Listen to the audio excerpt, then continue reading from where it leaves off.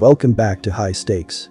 Today, we will be discussing the following MLB match that is happening on Tuesday, August 1st, 2023. We will be providing our team, total and prop picks for the day. Before we get started, please remember to subscribe to our channel and turn on notifications so you don't miss any of our videos. If you want access to our premium picks, you can check out our Patreon page. Our Patreon is a way for you to support our channel and help us improve our content. You can find the link to our Patreon page in the description and comments section below. Los Angeles Angels vs Atlanta Braves. The Halos will start left-hander Patrick Sandoval in the second game of this road series. He won Thursday in his last start against Detroit, allowing 2 runs on 5 hits and 2 walks, while striking out 4 batters over 5 innings. Sandoval needed 97 pitches to get through 5 innings, but he kept the Tigers off the board outside a 2-run third inning. Sandoval may be turning things around after compiling a 4.57 ERA and 1.49 WHIP across 15 starts through the end of June, holding a 2.08 ERA over 3 July starts. This will be the most difficult test of the season, a road appearance against the Braves. The Angels managed to win 10 of 15 games since the All-Star break to stay in the hunt for a wild card berth, and because of that, became buyers heading toward the August 1st trade deadline. They acquired Randal Grichuk and C.J. Cron from the Rockies in response to Taylor Ward's injury, which will likely sideline him for the remainder of the year. They also scooped up Lucas Giolito from the White Sox to bolster their pitching staff. It remains to be seen if that is enough to sneak them in. The Angels made some trades at the deadline to help them make a late-season push for a wild card berth. They acquired Randal Grichuk and C.J. Cron from the Rockies to replace Taylor Ward, who is likely out for the season. They also picked up Lucas Giolito from the White Sox. The Angels have been without Anthony Rendon and Mike Trout for the last month, but the new additions should help them make up some ground. The Braves are coming off a 3-game sweep of the Milwaukee Brewers, and they are hitting the ball very well. The Angels strike out a lot, and that could be a problem against Spencer Strider, who leads the majors in strikeouts. Strider is likely to reach double-digit strikeouts in a big Braves win. I would take the Braves to win by 2 runs. The Halos will start left-hander Patrick Sandoval in the second game of this road series. He won Thursday in his last start against Detroit, allowing 2 runs on 5 hits and 2 walks, while striking out 4 batters. He pitched very well in July, posting a 2.08 ERA over 3 starts. I expect him to run into problems facing the best defense in MLB, but he will limit them to some extent. I expect Strider to outduel him in this one, but do not expect a lot of runs here. The Angels managed to win 10 of 15 games since the All-Star break to stay in the hunt for a wild card berth, and they are hungry, but they are susceptible to high strikeout pitchers, and Strider is the best one around. Take the under in what should be a low-scoring game dominated by Sandoval and Strider. Minnesota Twins vs St. Louis Cardinals. Jack Flaherty is expected to take the mound for the Cardinals. He went 5 innings, gave up 8 hits, 2 walks, 3 earned runs, and struck out 4 in a no decision in his last start against the Arizona Diamondbacks. Flaherty has a record of 7-6 with a 4.43 ERA, 1.55 WHIP, and a 106/54 KBB ratio in 20 starts this season. Opposing batters are hitting .278 against Flaherty.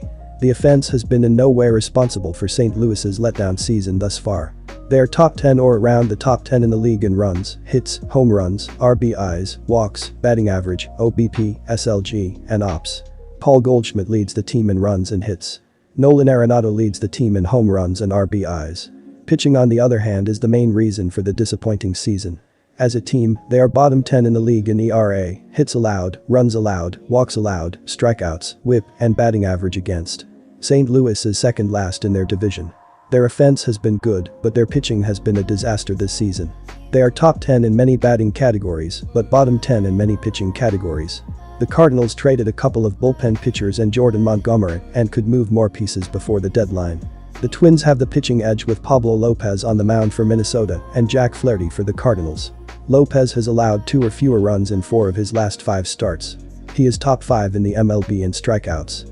The Cardinals are having a major disappointing season and could be major sellers at the trade deadline, most notably, possibly trading Nolan Arenado. Jack Flaherty has allowed 3 earned runs or more in 5 of his last 7 starts. The Twins are in a battle for first in the AL Central, while the Cardinals seem to have no chance of making the playoffs. With a pitching edge, Minnesota will win this matchup. Take the Twins on the money line. While Pablo Lopez has been good lately, he faces a difficult St. Louis lineup. The Cardinals are top 10 or around the top 10 in the league in runs, hits, home runs, RBIs, walks, batting average, OBP, SLG, and OPS. Jack Flaherty will take the mound for St. Louis. Flaherty has allowed 3 earned runs or more in 5 of his last 7 starts.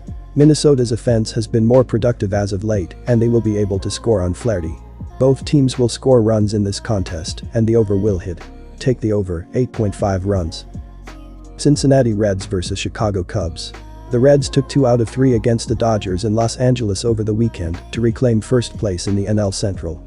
Cincinnati blanked Los Angeles in Sunday's rubber match, 9-0 to win the series. The Reds plated 7 runs in the first 3 innings of the game and got home runs from shortstop Elly De La Cruz, second baseman Matt McLain, and designated hitter Joey Votto. De La Cruz had 4 of Cincinnati's 14 hits on the day, and starting pitcher Graham Ashcraft, 6-7, pitched 6 scoreless frames to help the Reds improve to 8-3 over their last 11 games. The bad news for Cincinnati on Sunday came when second baseman Jonathan India officially landed on the 10-day injured list with plantar fasciitis in his left foot. India was scratched from the lineup on Saturday before undergoing an MRI. The 2021 NL Rookie of the Year is batting .251 with 14 home runs, 68 runs scored, and 12 stolen bases this season. He's part of a good, young crop of players who have sparked the Reds over the past couple of months.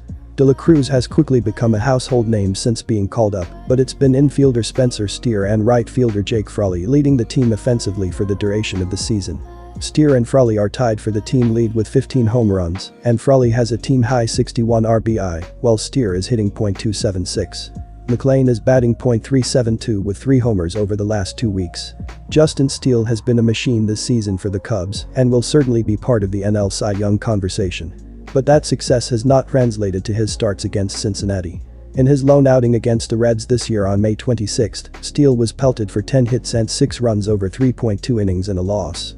Lifetime against the Reds, Steele is 1-3 with an 8.34 ERA across 7 appearances. Out of nowhere this season, Cincinnati has turned into one baseball's most vibrant and energetic teams. They can beat you in a variety of ways, and they'll terrorize you on the base paths, which they've used that to their advantage to post the MLB's best record against the run line this season. The Cubs are surging lately in hopes of staying in contention, but Cincinnati has more to play for as they look to remain atop the NL Central.